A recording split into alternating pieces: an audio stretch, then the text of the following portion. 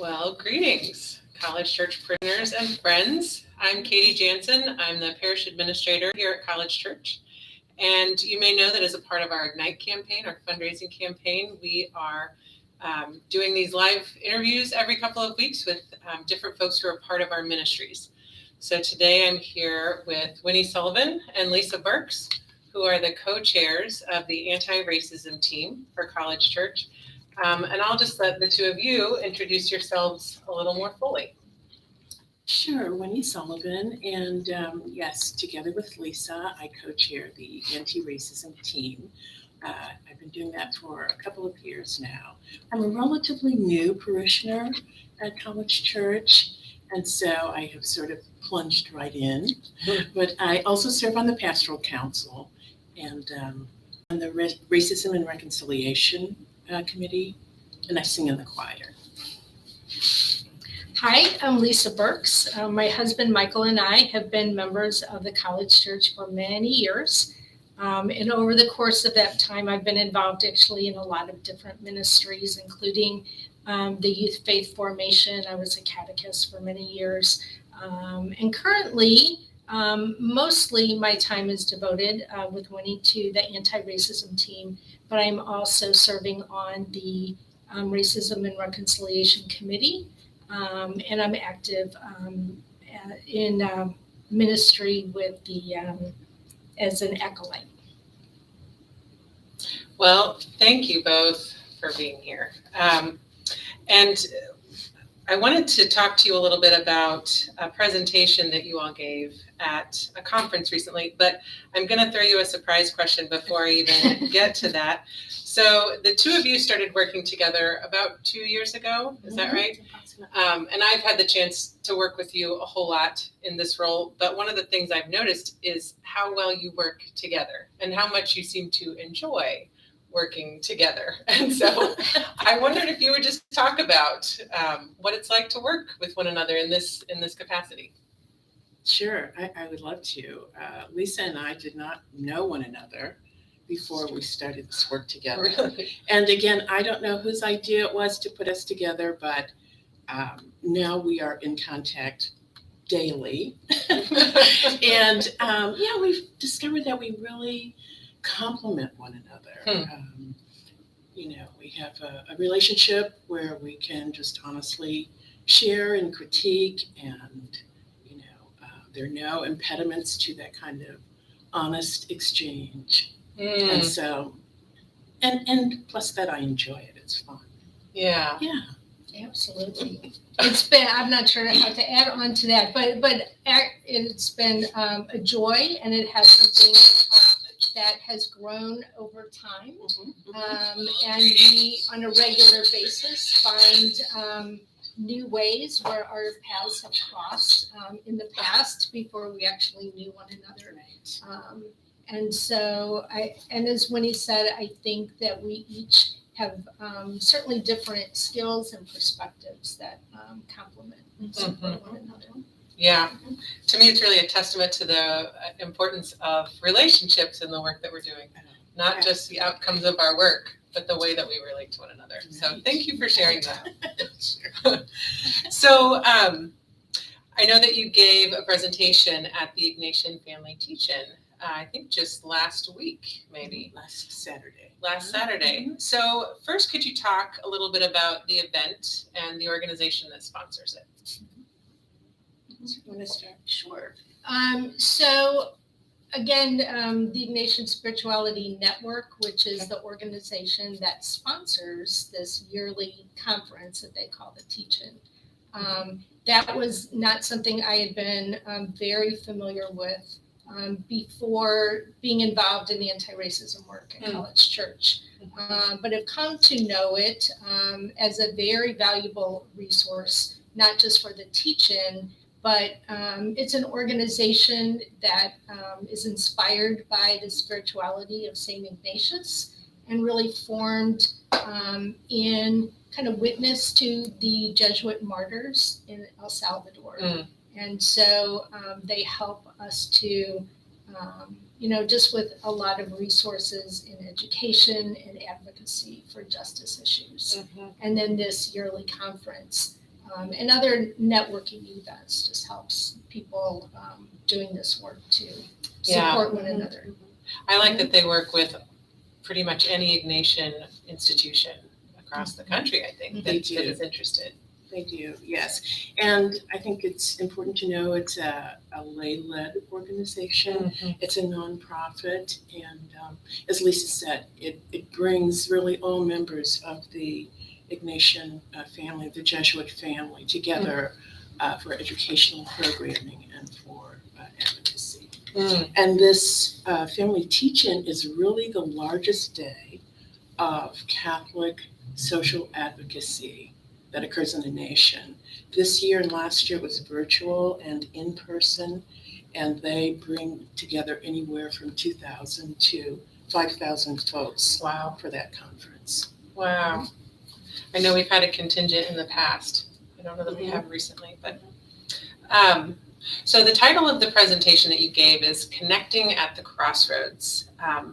In what ways do you see our parish and the work of anti-racism at a crossroads? So, first of all, I think we think of that in a couple of different ways.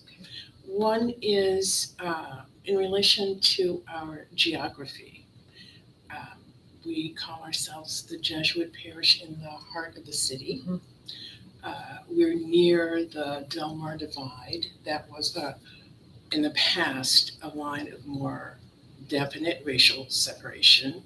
We're in the integrated central corridor of Midtown, and kind of even now, a line of demarcation between predominantly Black North City and still largely white South St. Louis City.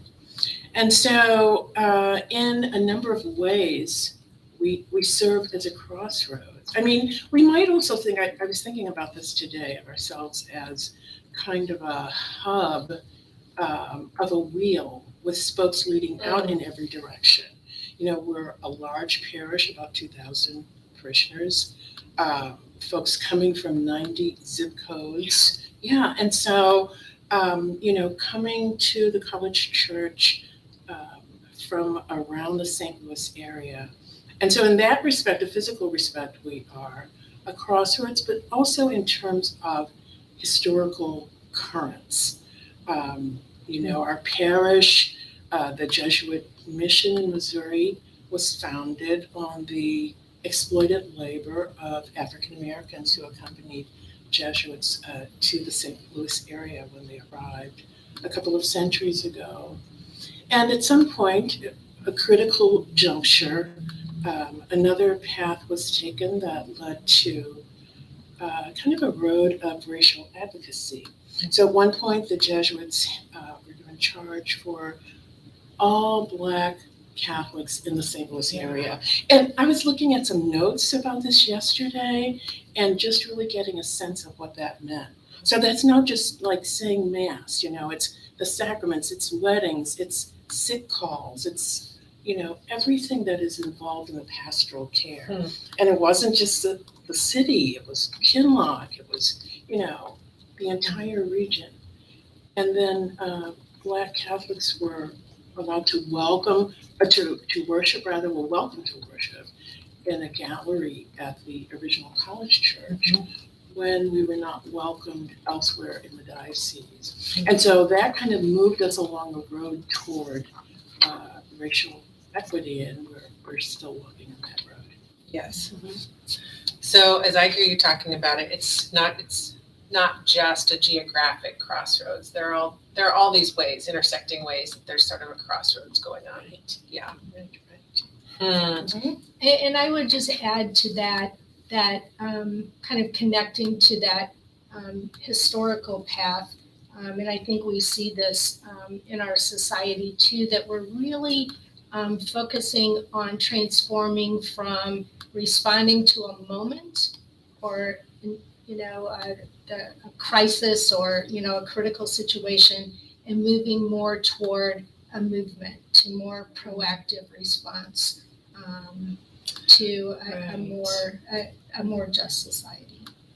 Well, and as I was reading part of your presentation, I think there have been lots of moments, right, but that really call for a response, and sometimes make it a little different to shift into more of a movement. But maybe say just a little bit more about that, just to make the distinction between the two, because we've done both, I think. Mm-hmm. Either one of you. Mm-hmm.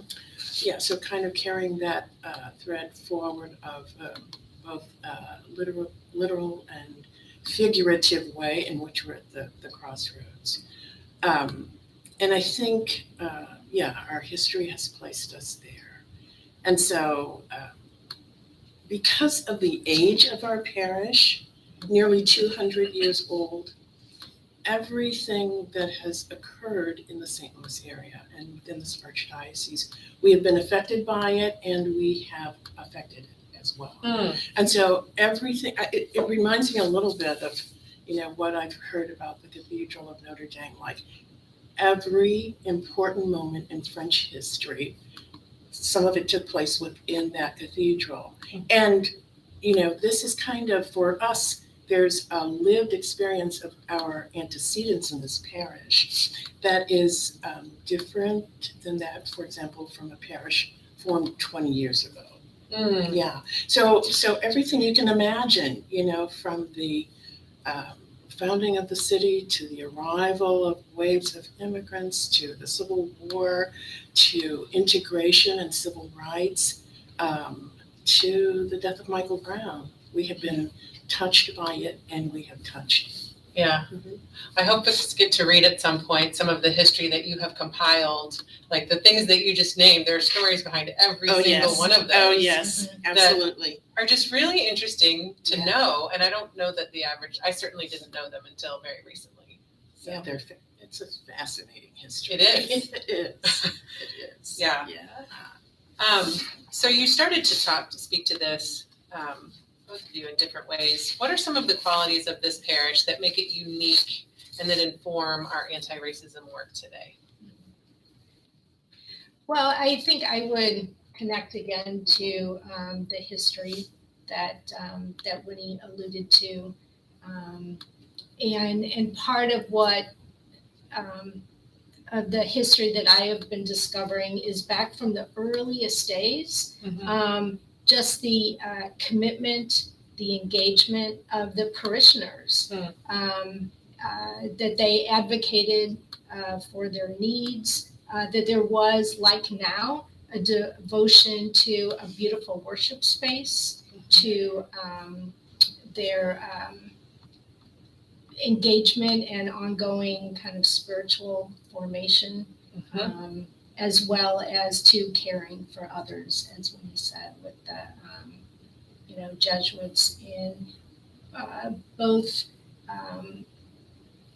recognizing their use of the exploited labor of slaves, but also working to gain justice and equity.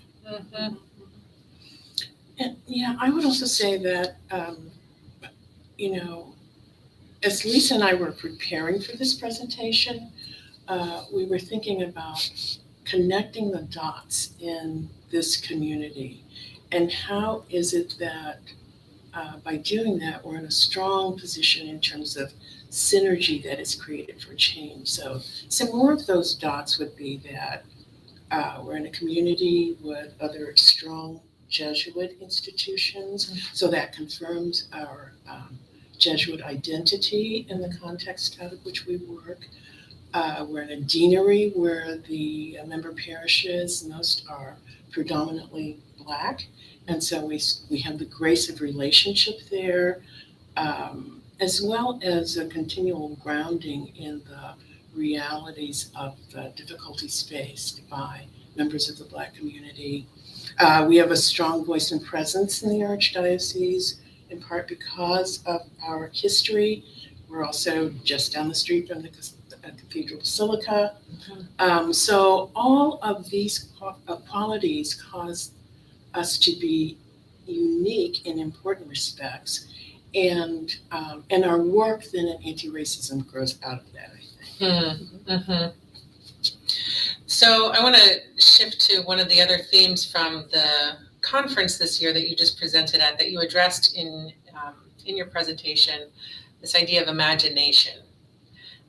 In what ways does imagination, and maybe talk a little bit about that in the Jesuit context, this idea of imagination, and then talk about how it supports or inspires our journey to anti-racism. Well, certainly engaging our imagination through prayer is integral to our understanding of Ignatian spirituality, and certainly one of the graces that it brings. And so it has really been a part of our process as an entire team to really imagine how things could be different, how, what would it look like? And it's both a gift and a challenge as we really are working to imagine something that has not yet been part of our experience. And so, it's been something that we've really enjoyed supporting one another. Yeah, and I would add to that just by saying that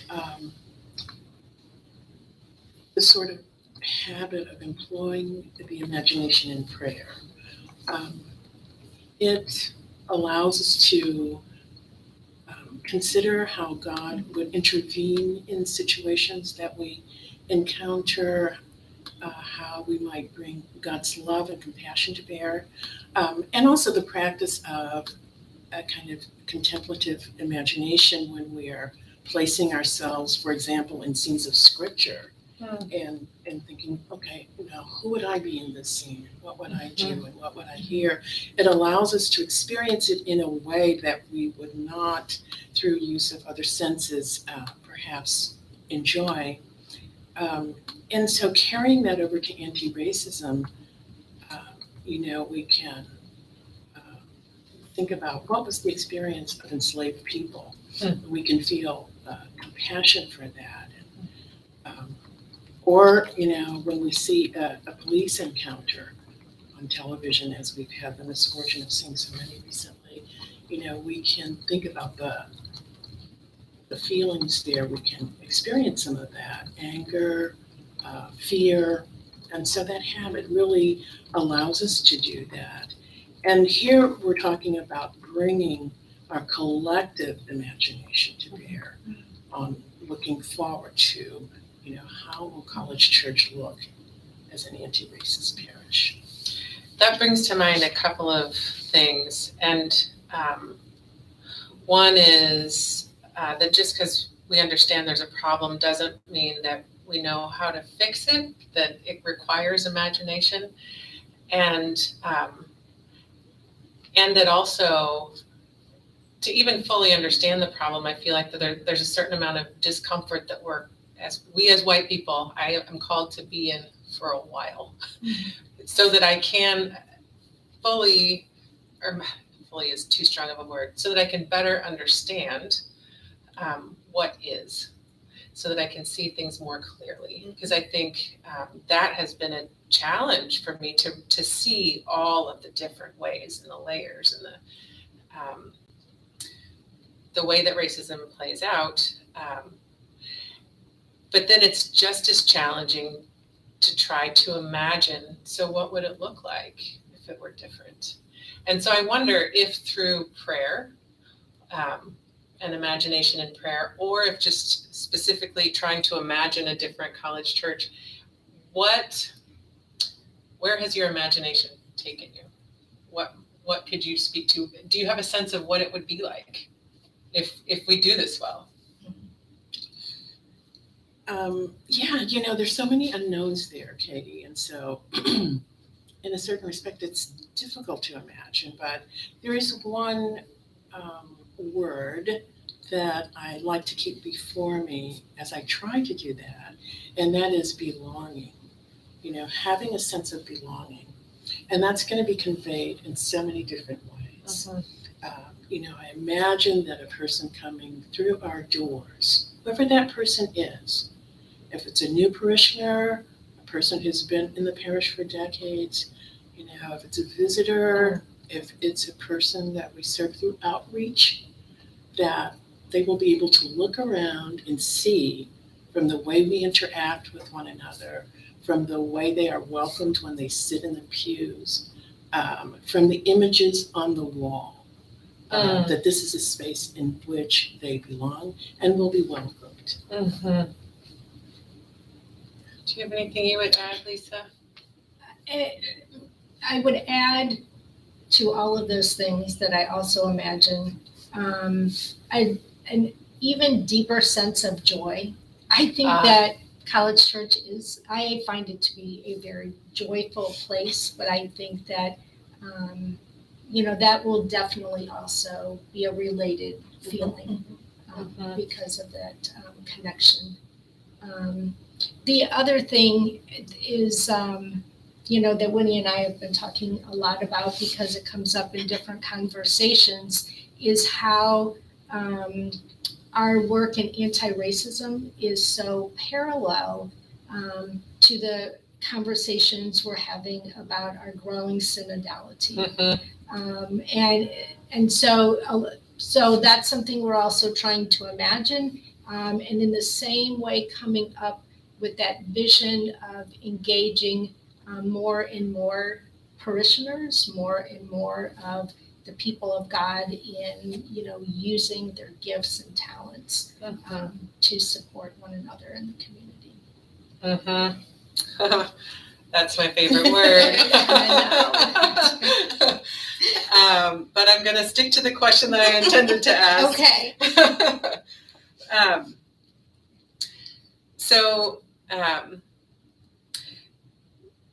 I'll ask what progress you think we have made in the past year, but I'm going to make it a two-part question and let you answer whichever part is most interesting to you. So either what progress has been made or what has been a really significant moment for you in this work.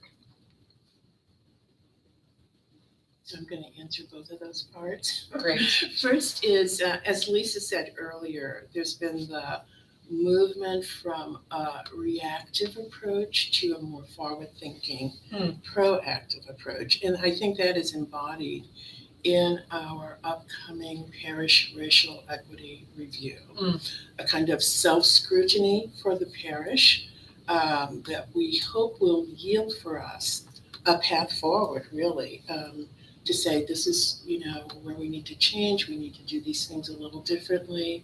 So I think there's been that change. And then a critical moment for me was the inclusion of anti-racism as a priority in our parish vision, because that just said, we are, as a parish, seriously committed to this. We're going to be doing our best to make the change necessary and all that involves. And so that, I think, just speaks so loudly. And again, that was a critical moment for me. Yeah. Thank you. The progress that I see and the hope that I see is really one that has transpired over, a long period of time and growing in, I just see the conversations happening, the commitment increasing in more and more places throughout the parish, within different ministries, within, just different, the prayer groups. And it is work that we did not necessarily directly initiate. And so that, I think, we see as the work of the Holy Spirit, that, seeds are sprouting that we did not, personally, physically plant.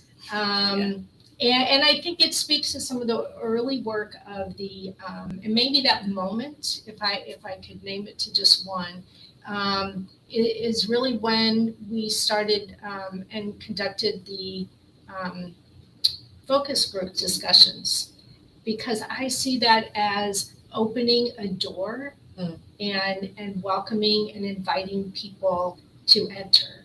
And once they entered that, then, that those gifts that they have, the perspectives that they have continued to help grow the work.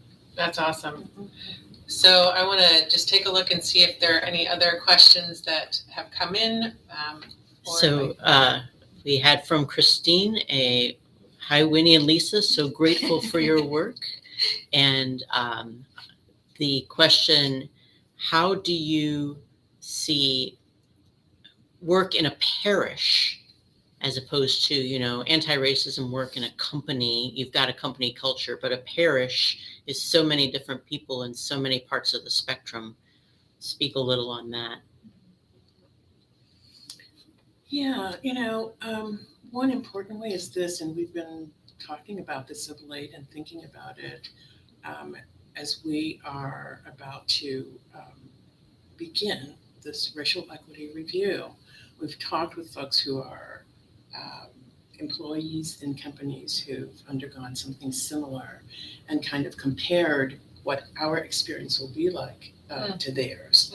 And it's a very different situation when you have employees who can be dedicated to something, who have the time that can be devoted to a pursuit, and it's part of their work. And here we are talking about folks coming forward to volunteer their time and to make that commitment. And so it's a different kind of commitment, a different kind of investment of time and energy and passion. And I have to say, I regard that as more valuable. Yeah, and certainly within this spiritual place, I think it also gives tremendous freedom and grace to make that connection, to help people see the the interior growth and benefit of incorporating and understanding anti-racism within our own spiritual life and within our communal spiritual life. Yeah. And that's not a conversation I can have always in secular spaces. So why, we are really compelled to do this, to live the gospel. I do think that is significant as well. I've thought about that coming at this from a faith perspective means we are going to use different language. We're also going to sort of have, I think, a little different perspective.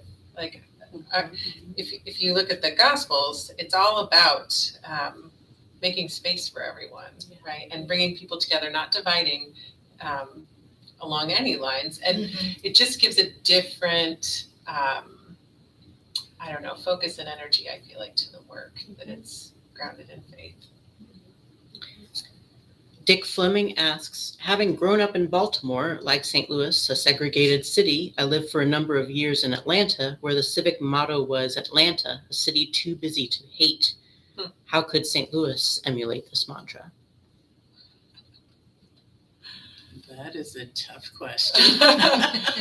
Yeah. So, and in a certain respect, it feels overwhelming. And in another way, I don't know if St. Louis wants to emulate it. St. Louis has its own history and has to, although there's certainly similarities with Baltimore, but has to find its own way. And, when I think about, St. Louis, how is that going to change? I have to start where I am, right here, and hope that the work that we are doing ripples out. And I expect that it will. It already is bringing us in contact with other organizations, other social justice partners, other parishes. As Lisa said, even on a national basis, we are part of this Ignatian Solidarity Network, and so we're able to see what are people doing all around the country and to tell them what we're doing here. So right now I have to stay focused with where we are and hopeful of the expectation that that's gonna ripple out. And Joyce has a question. Are there any younger people involved in this work, or do you hope to engage young people? We are so glad you asked that question, and so glad that we get to have our conversation here in front of this beautiful mural that represents the work of about 20 young people. We gathered here this summer for a social justice summer camp, and that was truly a joy. To collaborate again, it was something that we did not initiate, but helped to plan and to put on in collaboration with some parents and our own youth faith formation. And so, young people also, we tried to engage their imagination, and that is the mural that you see before they helped to design it, not just to paint it. And so I think young people are very interested in understanding and living those gospel values. And of making their contribution. Absolutely. Well, thank you both very much for being here today. This has been delightful. I wasn't looking forward to being recorded, but this is quite enjoyable. Right. It is, Katie. So, yeah. And thank you all for joining us, and please support the Ignite campaign.